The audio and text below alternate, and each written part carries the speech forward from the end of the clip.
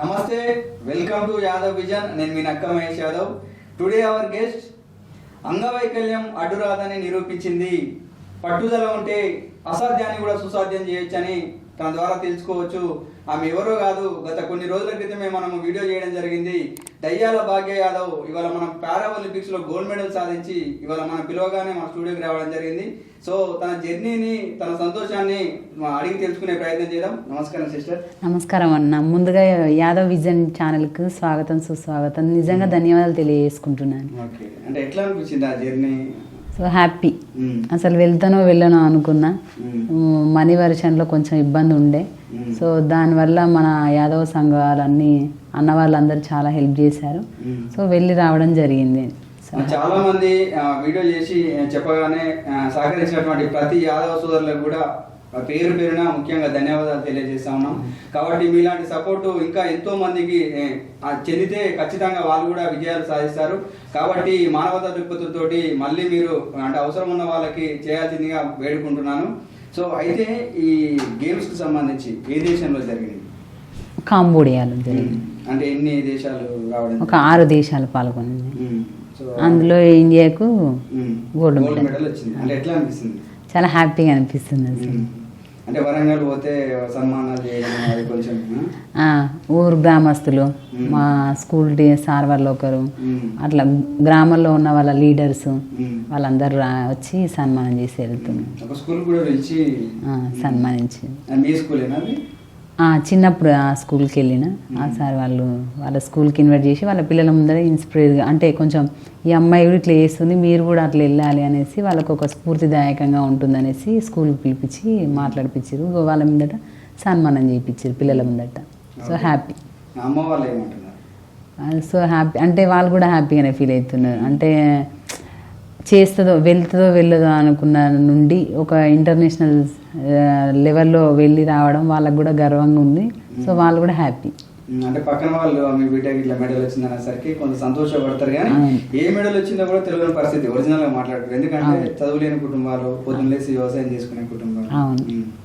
So మొత్తానికి ఇవాళ gold medal సాధించినాం. So ఈ గోల్డ్ మెడల్ వల్ల జనరల్ గా మనకి స్పోర్ట్స్ కేటగిరీలో 1% జాబ్లు ఉంటాయి. సో వెయిటేజ్ ఎట్లుంటుందని ఏమైనా ఐడియా ఉందా?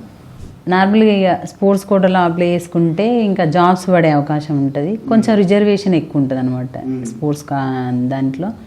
కొంచెం ఈ సర్టిఫికేట్ చాలా యూజ్ అవుతుంది. అట్లా ఆ రకంగా జాబ్ వచ్చే అవకాశాలు ఉంటాయి. అంటే జనరల్ ఏంటంటే మనం ఒక ఇంటర్నేషనల్ స్థాయిలో ఏదైనా మెడల్ సాధించినప్పుడు మనకు ప్రభుత్వం నుంచి కానీ లేకపోతే ప్రజాప్రతినిధుల నుంచి కూడా ఫోన్లు వస్తాయి. సో నీకు అట్లా ఏమైనా వచ్చినాయా? అట్లా ఏం రాలేదు, ఎందుకంటే మాది ఇంకా అంత పరిధిలోకి రావట్లేదు. అంటే మా డిజేబుల్డ్ గేమ్స్ అంటేనే చిన్న చూపు. ఒక మన వేరే స్టేట్లల్లో అంత మంచిగా ఉంది. రాజస్థాన్లో అసలు వాళ్ళు గోల్డ్ మెడల్ తెచ్చిన తర్వాత ఫుల్ ఊరేగింపులు, పెద్ద పెద్ద రాజకీయ నాయకులు వచ్చి వాళ్ళే రిసీవ్ చేసుకోవడం అట్లా జరిగినాయి. సో మన రాష్ట్రం వెనుకబడడం కారణం అదొకటే కొంచెం బాధాకరంగా ఉంది.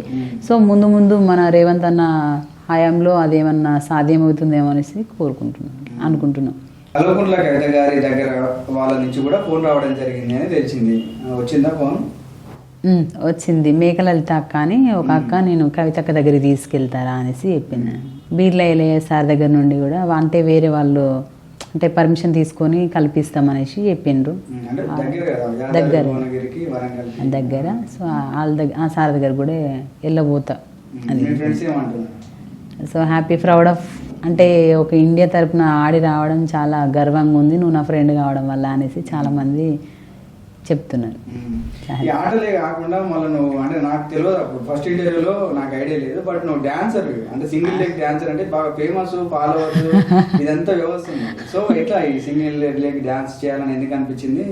సో ఎక్కడైనా ట్రైనింగ్ తీసుకున్నావా? ప్రశాంత్ మాస్టర్ దగ్గర కొంచెం ట్రైనింగ్ తీసుకోవడం జరిగింది. సో సింగిల్ లెగ్ మీద డ్యాన్స్ వేస్తే కొంచెం అందరికీ ఇన్స్పిరేషనల్గా ఉంటుంది. ఇంకోటి నాకు కూడా ఇష్టం డ్యాన్స్ అంటే. అంటే నార్మల్గా కాళ్ళు ఉన్న వాళ్ళే కాదు, కాళ్ళు లేకుండా నేను వేస్తే ఇంకా కొంచెం అంటే చరిత్ర సృష్టించవచ్చు అనే రకంగా నేను అనుకున్నా. సో అట్లా డ్యాన్స్ నేర్చుకోవడం జరిగింది. నాకు అవైలబుల్లో ఉన్న స్టెప్స్ కొంచెం కంపోజ్ చేసుకొని డ్యాన్స్ చేస్తాను. డ్యాన్స్ చేస్తూ దాన్ని మళ్ళీ ఇన్స్టాల్ చేస్తూ వేదికల మీద కూడా చేస్తున్నాను. వేదికల మీద చేసినప్పుడు బాగా చేసినామని చెప్పేసి మన అవార్డ్స్ వచ్చినాయి. వచ్చినాయి. రీసెంట్ ఉమెన్స్ డే సందర్భంగా ఉమెన్స్ అవార్డు ఇచ్చింది సీతక్క గారు ఇచ్చిండ్రు. అది రవీంద్ర భారతి రవీంద్ర భారతిలో జరిగింది. అంటే ఇది గవర్నమెంట్ నుంచా లేకపోతే గవర్నమెంట్ నుండి జరిగింది.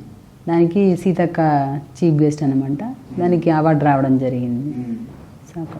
ఓవరాల్ గా చాలా మంది అంగవైకల్యంతో బాధపడే వాళ్ళు మీ ఫ్రెండ్స్ కూడా ఉంటారు. సో వాళ్ళకి ఒక్క మాటలో మెసేజ్ చేయాలంటే ఏం చెప్తావు? అంటే వాళ్ళలో కూడా ఖచ్చితంగా కళ ఉంది, కాకపోతే వాళ్ళు బయటికి రాలేకపోతున్నా. నేను వస్తున్నా, వాళ్ళు కూడా రావాలనేసి ఆశిస్తున్నా. అంటే నువ్వు కూడా బాధపడి నేను లాస్ట్ సారి అవకాశం వచ్చినా కూడా పోలేని పరిస్థితి, కానీ ఈసారి కసి మీద నేను పోవాలనేసి ఒక సంకల్పంతో వెళ్ళడం జరిగింది. సో అసలు ఎందుకు దీన్ని సాధించాలనే ఆ పట్టుదల ఎక్కడి నుంచి వచ్చింది? అంటే మనకంటూ ఒక పేరు సృష్టించుకోవాలి. ఆ పేరు సృష్టించుకోవడం చిన్న చిన్న పనులు చేస్తే రాదు. ఇంటర్నేషనల్ లెవెల్ అట్లా ఇట్లా అయితేనే మంచి పేరు వస్తుంది, గుర్తింపు వస్తుంది. సో అది నేను ఖచ్చితంగా సాధించి తీరాలి. నా దేశం తరపున ఒక గోల్డ్ మెడల్లో, లేకపోతే నాకు కూడా జస్ట్ అటెండ్ చేయాలనే స్థాయిలో ఉండేది. సో గోల్డ్ మెడల్ రావడంతో ఇంకా హ్యాపీగా ఫీల్ అవుతున్నాను. చాలా హ్యాపీ. ఓవరాల్ ఎన్ని దేశాలు పార్టిసిపేట్ చేసినాయి? ఒక 6 అట్లా పార్టిసిపేట్ చేసినాయి. అంటే దాని చీఫ్ గెస్ట్ కూడా ఒక హ్యాండిక్యాప్డ్ ఆయన వచ్చి మీకు అవార్డు ఇచ్చిన ఎవరైనా అసలు ఆయన పారాలింపిక్కి ప్రెసిడెంట్ సార్ వరల్డ్కి. సో అతను ఇవ్వడం జరిగింది. అతని ఊర్లో ఉన్నటువంటి వాళ్ళు చాలా మంది మన రిలేటివ్స్ కానీ, అంటే ఊర్లలో జనరల్ ఏంటంటే అందరు గుర్తుపడతారు. సో మెడల్ వచ్చిందని ఊర్లో అందరికి తెలుసు. చాలా హ్యాపీగా అంటే ఇంటికి వచ్చి మరి సన్మానం చేసి వెళ్తున్నారు. సో హ్యాపీ వాళ్ళందరూ. అంటే మా దేశానికి మళ్ళీ మా ఊరుకు మా జిల్లాకి అట్లా పేరు ఇవ్వడం చాలా హ్యాపీగా ఉందనేసి ఇంటికి వచ్చి మరి కాంగ్రెస్ చెప్పి, మా అమ్మ నాన్నకు మీ జన్మ ధన్యమైంది, అంటే మీ బిడ్డ దేశం తరపున గేమ్ ఆడి రావడం చాలా అంత ఇంత అంటే ఆషామాషి కాదు. సో మీరు ధన్యులయ్యిండ్రు అనేసి వచ్చి చాలామంది అభినందించి వెళ్తున్నారు. క్రీడలకు సంబంధించి ఇప్పుడు అంటే గేమ్స్ ఆడటానికి సాయి అని చెప్పి ఒకటి ఉంటుంది, అట్లా తెలుసా నీకు? సాయి అంటే ట్రైనింగ్. సో అట్లా హ్యాండిక్యాప్డ్కి సంబంధించి గేమ్స్ ఆడే వాళ్ళకి ఇప్పుడు నేషనల్స్ ఇంటర్నేషనల్ ఆడే వాళ్ళకి అట్లా ఏమైనా ఉన్నాయా మన దేశంలో? మన దేశంలో లేవు, వేరే కంట్రీస్లలో ఉన్నాయి. పారాలింపిక్ నుండి అంటే మొత్తం వాళ్ళదే, అంటే షెల్టర్ వాటికి ఏం కావాలి చూసుకొని చేసి మంచి అసలు ఒక అకాడమిషన్ ఏర్పాటు చేసి వాళ్ళకు కోచింగ్ లాగా చేస్తున్నారు. అది కాంబోడియాలో చూసినాం, బాగుంది. అట్లా సంబంధించి ఇంకా ఏమైనా నెక్స్ట్ కాంపిటీషన్స్ ఏమైనా అవైలబుల్ ఉన్నాయి? నెక్స్ట్ ఏషియాకి ఉంది, దానికి సెలక్షన్స్ జరుగుతాయి అట. నెక్స్ట్ ఫిబ్రవరిలో జరుగుతాయి. ఎక్కడ జరుగుతాయి అవి? అవి మలేషియా అనుకుంటున్నారు. మలేషియా అన్న కాంబోడియాలోనే సెట్ చేసుకున్నారు. సెట్ అయిన తర్వాత నేను సార్ వాళ్ళకి చెప్తాను. అంటే ఇండియా టీము అంతా పోయి అక్కడ ఆడితే దానికి సెలెక్ట్ అక్కడ ఆడిన వాళ్ళందరినీ మళ్ళీ, లేకపోతే ఇండియా టీం అంటే దేశాల వైజ్గా చేస్తారా? కంట్రీస్ వైజ్ మొత్తం ఆర్గనైజ్ చేసి అందులో బెస్ట్ ప్లేయర్స్ని తీసుకొని, అంటే ఇండివిజువల్ తీసుకుంటారా?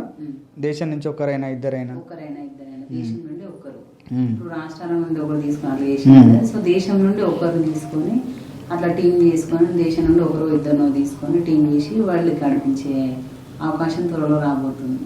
అంటే మీ కోచ్ కానీ ఇప్పుడు మనకి ఈ కంట్రీ నుంచి కోచ్ ఉంటారు అక్కడ, సో వాళ్ళు ఎట్లా ఫీల్ అవుతున్నారు? అవకాశం వస్తుంది అనేది చెప్తున్నారు. అది ఎవరికి అనేది ఇంకా కోచింగ్ తీసుకున్న తర్వాత కన్ఫర్మ్ అవుతుంది అని చెప్పింది.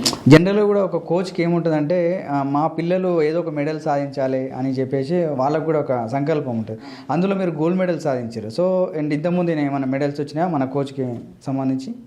నార్మల్గా జస్ట్ ఇంటర్నేషనల్ అంటే జస్ట్ పార్టిసిపేషన్ అయిన నేషనల్లో. బట్ మీ ద్వారా మాత్రం గోల్డ్ మెడల్ సాధించి పెట్టారు. చాలా సంతోషం ఉండదు. చాలా ఏమంటుండే మీకు కోచ్? హ్యాపీగా ఫీల్ అవుతున్నారు. అట్లా మీరు అనుకున్న గేమ్లో ఇంటర్నేషనల్కి వెళ్ళినావు, ఆడినావు, గోల్డ్ మెడల్ సాధించినావు, తర్వాత ఫ్యూచర్ లక్ష్యం ఏంది అంటే ఏం చెప్తావు?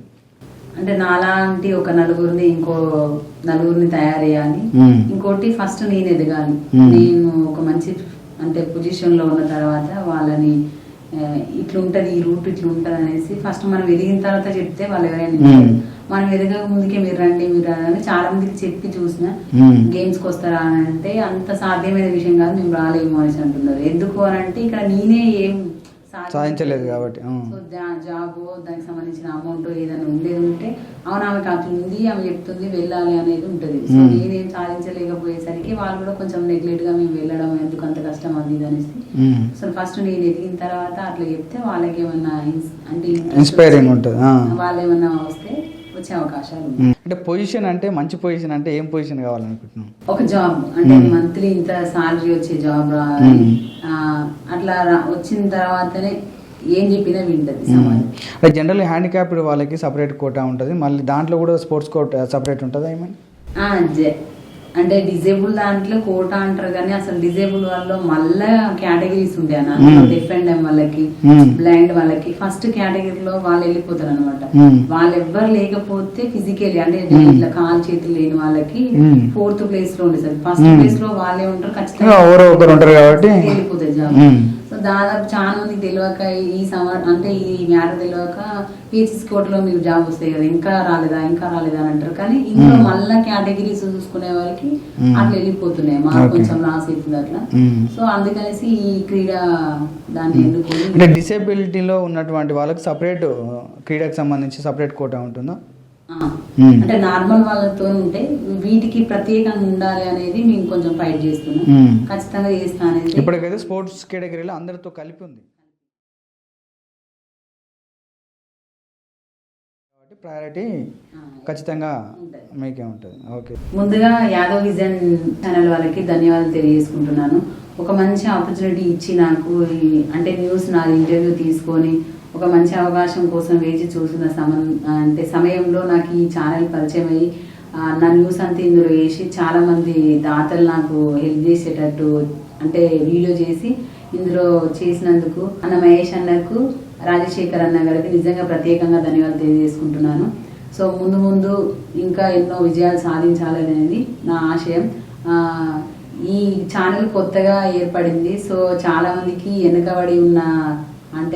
వెనుకబడి ఉన్న కులాలను అందరినీ తీసుకొచ్చి వీళ్ళ టాలెంట్ ఇది అనేసి రుజువు చేస్తున్న యాదవ్ విజన్ ఛానల్ని అందరూ సబ్స్క్రైబ్ చేసుకుంటారనేసి మరి ఒకసారి థ్యాంక్ యూ ఆల్.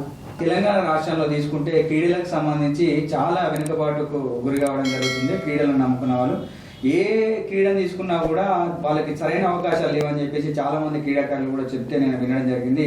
కాబట్టి ప్రభుత్వం కూడా ఈ క్రీడల మీద కొంచెం కాన్సన్ట్రేట్ చేసి ఎవరికైతే టాలెంట్ ఉందో వాళ్ళందరినీ ఎంకరేజ్ చేసి ముందుకు పంపాల్సినటువంటి అవసరం ఉంటుంది.